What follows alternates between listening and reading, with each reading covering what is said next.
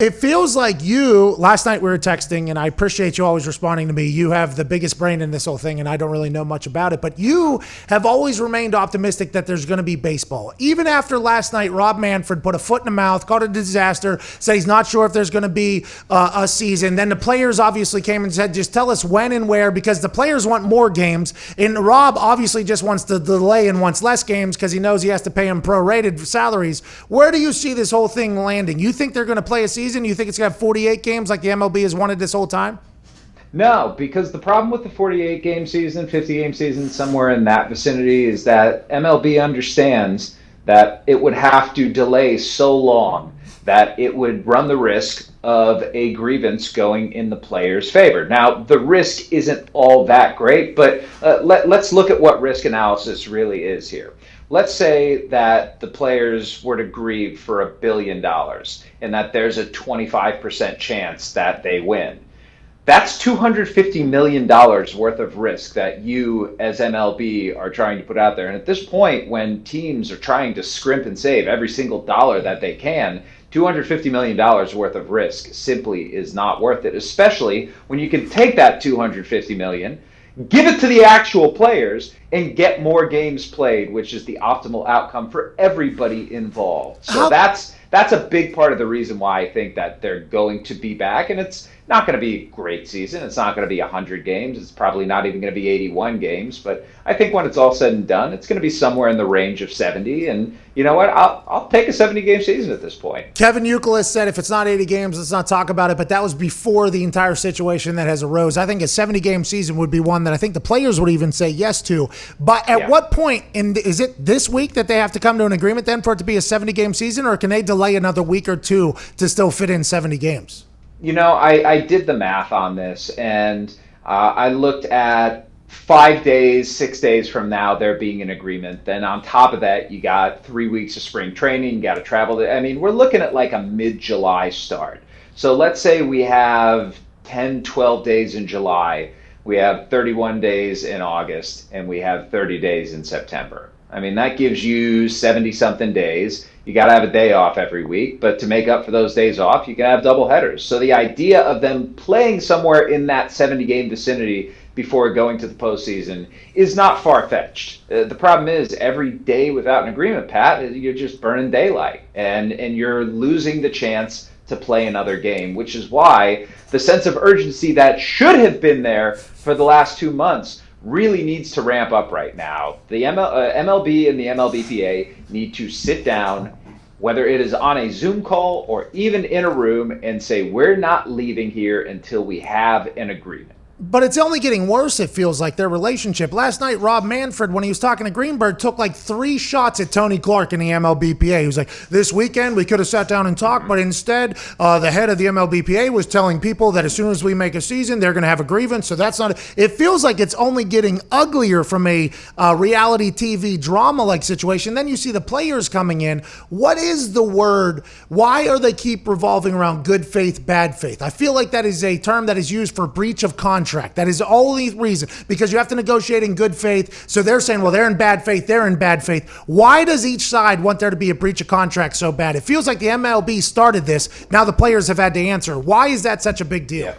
Yeah. It's a very good legal analysis by you. These letters that are going back and forth are essentially documents that are trying to show just the way that this whole thing is evolving. And if there are accusations of bad faith, MLB and the MLBPA want to say early on, we're not just bringing these accusations out here in an arbitration setting. We've been talking about them for weeks now. We're trying to get this on the record to show that this is a pattern. And so it's mostly saber rattling. I mean, to really truly be negotiating in bad faith, it's a pretty high standard and threshold.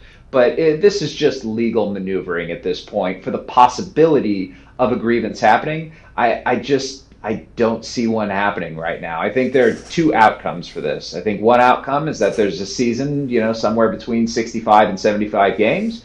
And I think the other is that there's no season at all. And I think that both parties recognize if there's no season, it is an unmitigated disaster for baseball. It is something that will have repercussions and ramifications a decade down the road. It is something that would end up with people losing their jobs, whether it is Rob Manfred or Tony Clark.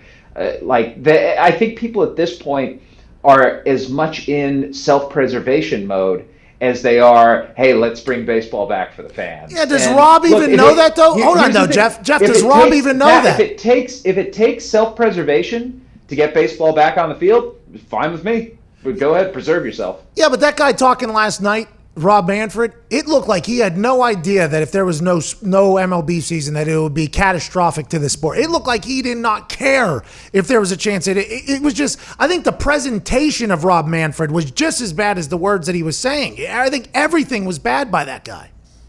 It was a calculated tire fire. Like, it was really, really bad. And I think the intent was to try and show that the players are not coming to the table and that they're not bargaining in good faith, and how can we get back on the field if the players aren't willing to talk. What they didn't recognize was the power and simplicity of the statement that the MLBPA has been making over the last few days. Tell us when, tell us where. It is so beautiful and perfect and simple. And I think when you say something like that, the people listening tend to forget that the players are fighting for money here. That's what this fight has been about this entire time. And yet, if you're not thinking about the fact that it is something for money, if you're thinking all the players want to do is play, you're going to get on the player side, because all you want the players to do is play.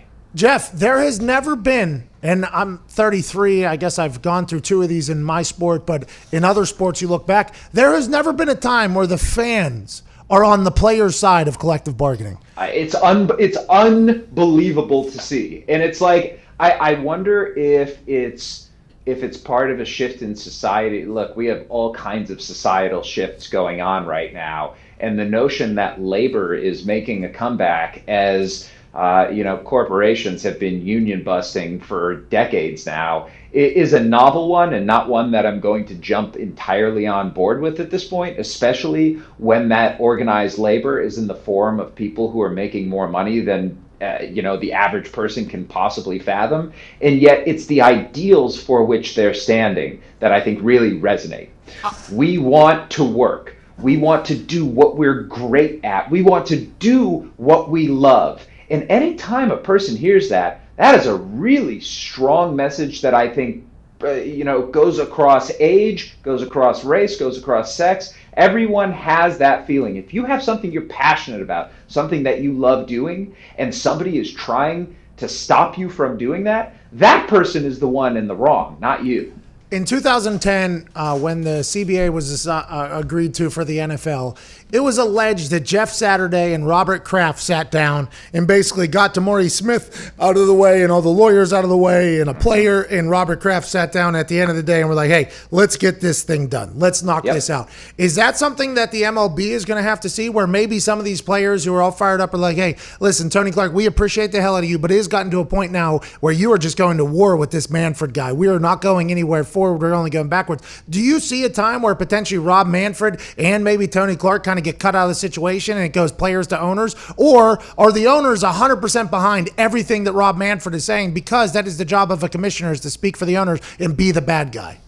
I mean, the owners have been driving Rob Manfred's tack this entire time. And the criticism of him, and I think it's fair, is that while a commissioner's duty is to the owners, that's what his job is, it is also to the sport.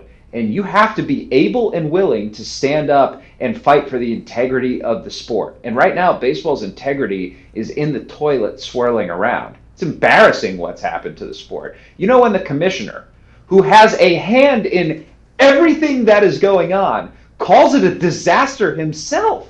I wrote this today. That is the worst cell phone you can imagine. It's a disaster, buddy, because you brought it there. Run that. It's just a disaster. Think about that. It's just a disaster. Like, I want to know what Greenberg was thinking whenever that guy. Greenberg was probably like, I have to stop you right there. You are half of it. By the way, they got a good shot of his Louboutin shoes. I don't know if you saw that when they were shooting behind the red bottoms. Greeny was in his full suit last night. That return to sports thing was awesome. You had a pretty large role in that whole thing. And by the way, in this entire thing, Jet Passan's name is directly linked to all of it. So if baseball gets canceled, I think there's a lot of people that are potentially going to cancel old Jet Passan as well. I don't like it, but I'm just saying this is what people are saying. Patrick, you're going to make sure that doesn't happen. You got juice, you got sway, you got power. Listen, the greatest thing that has happened in this totally awful year is the budding bromance between us. You're the best, man. Yeah. You're great, and it has been a very fruitful relationship so far, and I'm very appreciative of that. Jet, me too. I've enjoyed talking to you. I've started reading your book, The Arm, which you've been on our show 10 times, and a guy in this room didn't even know you were an author. I mean, so that's a little bit of a slap. See the that's a little bit of a slap in the face from this guy. Can't see where it says. For sure, he's just slapping you right in New your York Times face. bestseller though. That's awesome. That's nothing to sneeze at. How many did you buy yourself? How many of those books did you buy yourself? Too damn many. That's why you gotta get yourself on the list. You don't spend 4 years working on a book only for it not to make the list. Like that's, it's gotta happen.